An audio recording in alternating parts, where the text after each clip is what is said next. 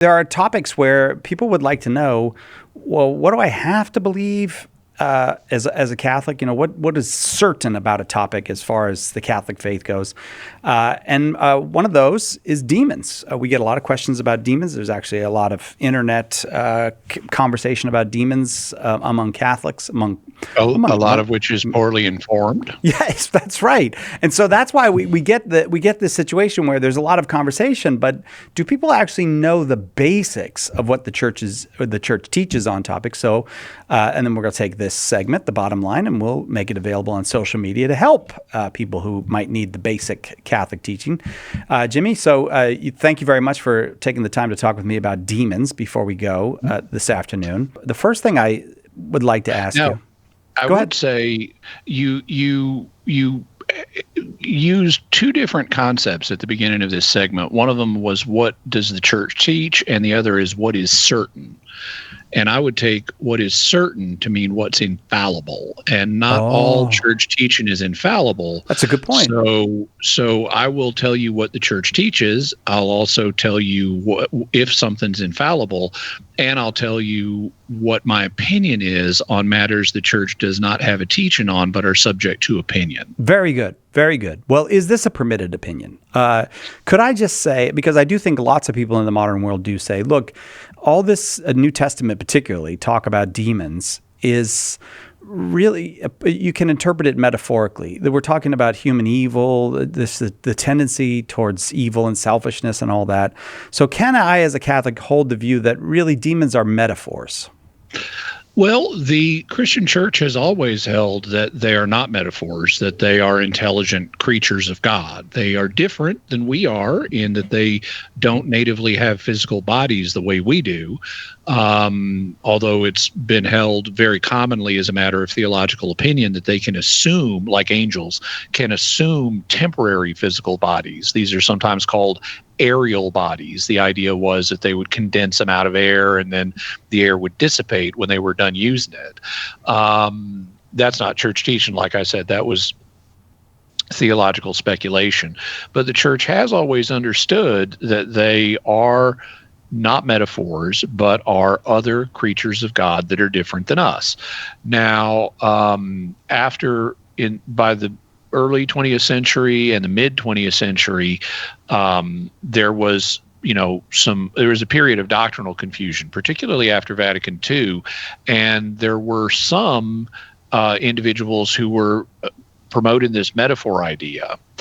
But when the Catechism of the Catholic Church came out, the church reaffirmed its historic position, and so the church teaches that demons are intelligences that God created without bodies, and they are not simply metaphors. So that is church teaching. I do think I'm not going to ask you about like what they are, because I think most people do have the basic understanding that a demon is a fallen angel.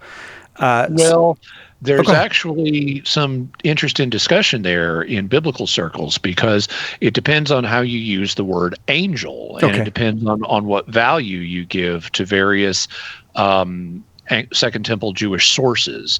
In the Second Temple Jewish world, it was common to understand, now if by angel you just mean it's not a human being, there was some discussion in early Second Temple Judaism about demons, and they weren't actually always identified with what we would call a fallen angel, but with a subset of creatures that were the ghosts of individuals that were human angelic hybrids. And this is found in the Book of Jubilees and in First Enoch, and it seems to be the common understanding in Second Temple Jewish sources. But eventually, the term angel came to be used for any non-human creature that is, has smarts and isn't here on earth. And so by that understanding, demons would be fallen angels regardless of whether they would have been classified under that term in the first century. So I guess the question that people have then is, why would they fall, though? I mean, what could possibly have tempted a creature who an intelligent creature that presumably has knowledge of the good, why would they choose permanently to be separated from God?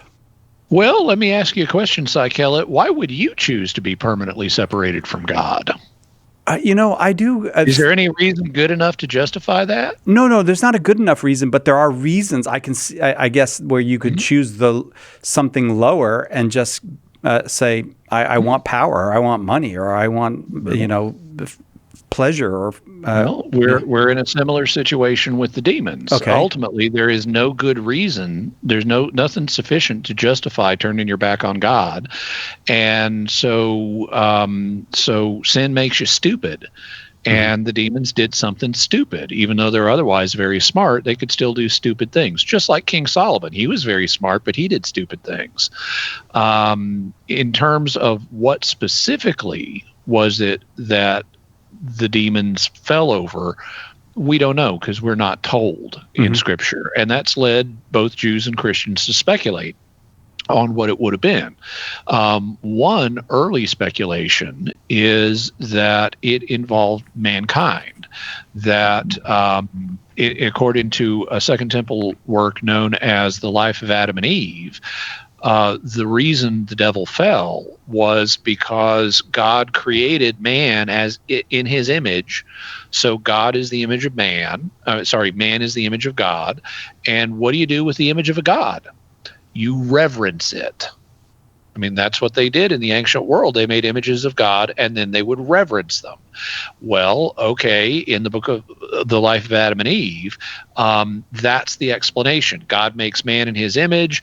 Michael, a good angel, tells all the other angels, okay, now we're going to all reverence the image of God together. We're going to reverence man. Ooh. And the devil thought, man, he's this puny little thing, and I'm older than man. Yeah. I shouldn't be reverencing him. And that's what led him to rebel. There are also other speculations. A more particularly Christian speculation is kind of connected to that one, but it's that the devil knew that Jesus was going to incarnate as a human being, and he couldn't put up with the idea of someone like Jesus incarnating as a mere lowly human, and that's what caused the fall. Then there's the idea that it was pride on the devil's part, that he wanted to be like God. And this is based on a passage in Isaiah that's actually talking about a human prince, a human leader, but many people have applied it to the devil and speculated that he wanted to knock over the establishment and take over heaven for himself, which of course he could never do since God's omnipotent. So I'm a little personally skeptical of that idea. But there are various speculations on what may have been the cause of the fall, but they are all just theological opinions.